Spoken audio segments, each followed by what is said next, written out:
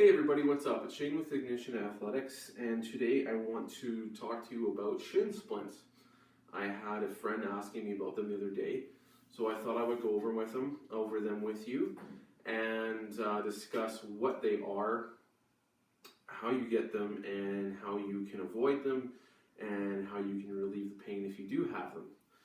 So, shin splints are signified by usually a sharp pain right in or around the shin. And the reason they're caused is by repeated impact, right? Usually runners will get them, dancers, tennis players, but really any kind of sport where there's a lot of running, a lot of impact, or jumping, or changes in direction. So any one of those sports or activities can cause them.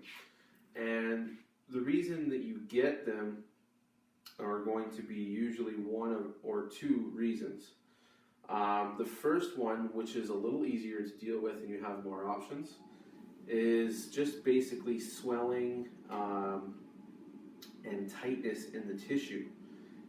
And that's very common and a little easier to manage than option number two, which is you actually have micro fractures right in the shin. Now, obviously, you're going to want to go see a doctor if the pain is severe, and they can kind of give you the best advice. But this will kind of point you in the right direction. So, if you have micro fractures right in the shin, unfortunately, the best thing you can do is just rest from that activity. Cease the activity until the pain goes away, until everything's healed, and then gradually kind of get back into it. Now, if the pain is from swelling and tightness in the tissues in and around the area, then you have a few more options. Now, you can get shin splints, and the pain's going to be right in the front, and the issue can be the tissue, obviously, right around the shin, but it also can be, in the calf, down here by the ankles, etc. So it's not necessarily going to be just the front that's the issue. So what can you do to deal with it? So I recommend, my go-to thing actually before foam rolling is stretching. Make sure that you're doing plenty of stretching both before and after. I highly recommend doing some active stretches before, and I do that for about a minute. And then I will do at least a minute, if not longer, for each calf, or stretching both at the same time. Static stretches for at least a minute after my exercise, so after a run is usually the case. So stretching is very important. If you're still getting pain, another thing I highly recommend is foam rolling. My foam roll for the calves would do a really good job. It would probably take at least 15 minutes, so I won't bore you with too much of that. But basically, to kind of sum it up, I go up and down each side from here to here. Same thing on this side through here, and the same thing on the very back. I do the same thing for the calf, each side as well as the very back, and then I will gently go up kind of through here. Right, I'll be laying on the ground and I'll be rolling through here, through the very side, and also through here. And then very gently, I might go right up and down on the shin. But typically for me, my problem is actually back here. And the reason why that is all this stuff swells and actually pushes against the bone, okay? So that will help a lot. Another thing you can do is using rollers like these to get in. So you can get in. I really like this one because it allows you to get a little more accurate. You get in through the side. You're going to want to take your time, right, and ease into it. It might really hurt at first, and so you're going to be gentle, but as it kind of, you get used to it, you get a little more aggressive. Same thing, not right on the bone, but through here, along the side. And then I'll work as well below, above the ankles, through the calf,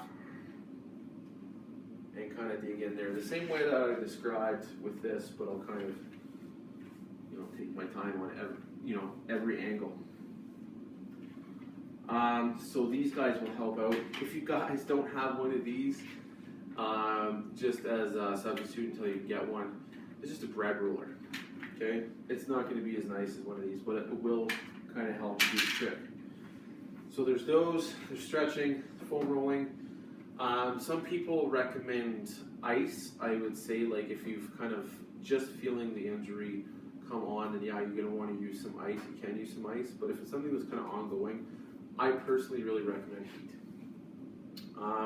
Another thing you can do, and I kind of do this during the evening, if I've been doing some running earlier in the day, is really just start working with my thumbs. So I'll go in and I might kind of work and kind of strip down the leg like so. And I also might just kind of go along and press. As I'm doing this, and as you're doing this, you might find a spot that's really, really sore, and you're just going to want to hold that for at least 20 seconds, maybe longer, and you might actually feel it release. And you can kind of dig in there and work a little bit longer. And you can kind of do that, throughout the entire leg, like so. Just get really aggressive, and again, if you feel any spots that are causing a lot of pain, then just get in there and dig and hold. So those are my go-to. Last but not least is Advil or some kind of anti-inflammatory. That is kind of like my worst case scenario. Man, nothing else is helping. I'll do something like that. But you have to realize, if you're popping back, say like an Advil all the time because of something like this, then you really need to address the issue rather than just kind of masking a pain, and then you're getting a little bit of the anti-inflammatory, but the next time you go to do something, you run or whatever, and all of a sudden it's back again, right? So then working with the stretching, working with stuff like this will help more in the long run. So the Advil should just be like a short-term solution, not something you rely on all the time. Another thing to think about is how to actually prevent the shin splints. I would say the number one reason why people get them in the first place is they're probably overdoing it to begin with. Now, people have a tendency to kind of go too hard at an activity. Let's say you want to you really want to work your way up to a 5K, and rather than saying working on a kilometer, a kilometer and a bit, kilometer and a half, two and a bit, and just kind of working your way up there, and also changing like the intensity of the runs. People just to kind of go crazy and just shoot for that 5K right off the get-go, or they try to go too far too fast, and then you'll end up getting that. And the same thing with the other sports. If you're just kind of getting into something and say there's a lot of jumping, like I mentioned earlier, and you just get too much too quick, so you're gonna have to break the body in a little bit, and it will adapt, right? But just be smart about your training. So that's kind of my number one tip to avoid them, as well as, like I said earlier, just keeping limber and stretching. So I think that pretty much sums it up. If there's anything else, maybe I'll add it later, but that kind of sums it up for me.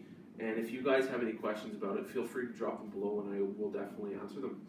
So I hope that's been helpful for someone, and I will talk to you guys later. Have a great day.